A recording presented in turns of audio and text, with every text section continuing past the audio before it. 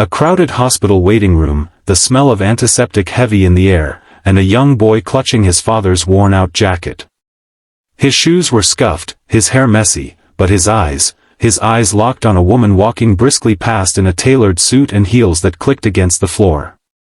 The father barely noticed her, too busy worrying about the doctor's news. But then, the little boy tugged his sleeve, pointed straight at her, and whispered the words that froze the man's heart, "Daddy, that's Mommy." What happened next would shatter everything they thought they knew. Before I tell you how this moment changed all their lives forever, make sure you hit that like button and subscribe, because this story will stay with you long after it ends. Ethan Carter had spent the last 3 years learning how to live in pieces. He was a single father not by choice but by circumstance, a man who had traded his own dreams for the chance to give his son, Noah, a life where love could patch up what money couldn't fix. The nights were the hardest, long hours working security at a small warehouse, then coming home to a dark apartment with just enough time to make dinner, check homework, and pretend everything was fine. Noah never complained. He was only 6, but somehow he carried a quiet understanding far beyond his years. Still, there were moments when Ethan caught the boy staring at other kids with both parents, and in those moments, Ethan's chest tightened with a guilt that never seemed to fade. That morning had started like any other until Noah woke up with a fever so high it scared Ethan more than he cared to admit. His hands trembled as he touched his son's forehead, the heat radiating like a warning bell. There wasn't enough in the bank for a proper doctor's visit, but Ethan didn't care, he would figure it out later. He bundled Noah up, grabbed his thin jacket, and headed for the hospital. The air outside was cold and biting, and each step toward the entrance felt heavier. The waiting room was crowded, every chair filled, voices murmuring, children crying, the beeping of machines echoing faintly from the back. Ethan sat down with Noah curled into his side, the boy's small fingers clutching at his shirt. He kept whispering that everything would be okay, even though he wasn't sure himself. And then, in the middle of his quiet panic, she appeared. A woman in her early 30s, hair sleek and pulled back, wearing a dark navy suit that probably cost more than Ethan made in a month. She moved with the kind of confidence that drew eyes without trying, her heels clicking sharply against the tiled floor. She didn't look like she belonged there, not in this crowded waiting area with peeling paint and the faint smell of bleach, but she walked in as if she owned the place. Ethan barely noticed her, his mind too tangled in worry, but Noah's gaze followed her every step. Then, with a small but certain voice, Noah tugged at his father's sleeve and said, "Daddy, that's Mommy." The words hit Ethan like a punch to the chest. For a second, he didn't breathe. He looked down at Noah, confused and startled, searching for some hint that his son was joking, but Noah's eyes were wide with something that looked almost like recognition. Ethan's throat went dry. "Noah," he whispered, "what did you say?" But Noah only repeated it, softer this time, "That's Mommy." Ethan turned his gaze toward the woman again, his mind racing. She was talking to the receptionist now, her voice calm but authoritative. There was no way. Noah had never seen his mother, at least, not since he was a newborn.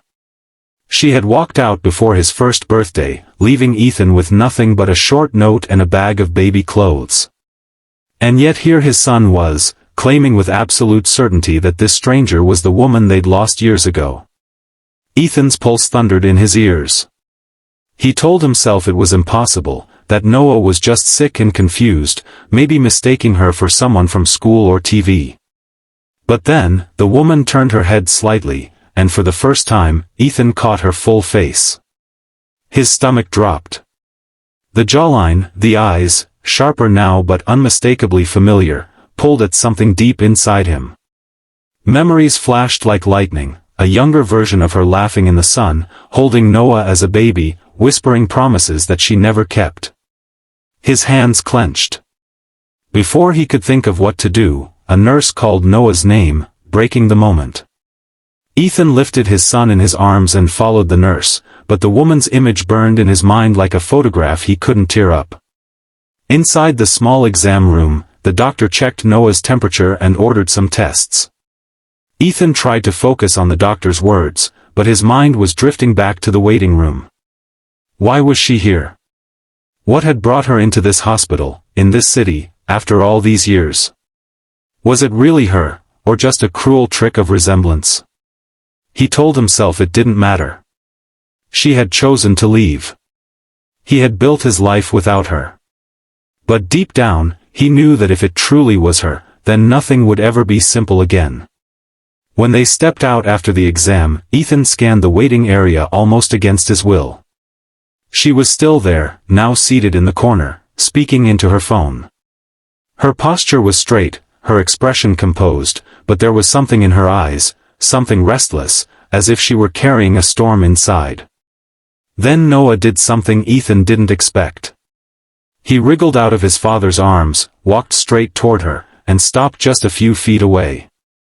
Ethan's heart pounded as the woman looked up, her gaze falling on Noah. For a moment, she froze. And in that moment, Ethan saw the tiniest crack in her perfectly controlled mask. It was gone almost instantly, replaced by polite curiosity, but Ethan had seen it, recognition. Whether she would admit it or not, she knew who this boy was. And that was the moment Ethan realized this was only the beginning. The past he had worked so hard to bury was about to come crashing back, and there would be no way to walk away without answers. And maybe, just maybe, Noah was about to get the truth he'd unknowingly been searching for his whole life. For a moment, the entire room seemed to hold its breath. Noah stood there, small and pale, his fever-flushed cheeks making him look even more fragile. The woman, his mother, if Noah was right, slowly set her phone down, her eyes locked on him. "Hi," she said softly, her voice trembling in a way that didn't match her polished exterior. Ethan stepped forward, ready to pull Noah back, but the boy spoke first. "Are you, my mommy?" The question was so simple, so pure, that it cut straight through every wall she had built. Her lips parted, but no words came at first. She looked from Noah to Ethan, her gaze faltering under the weight of the years between them. Finally, she whispered, "Yes, Noah. I'm your mother." Ethan's fists clenched at his sides.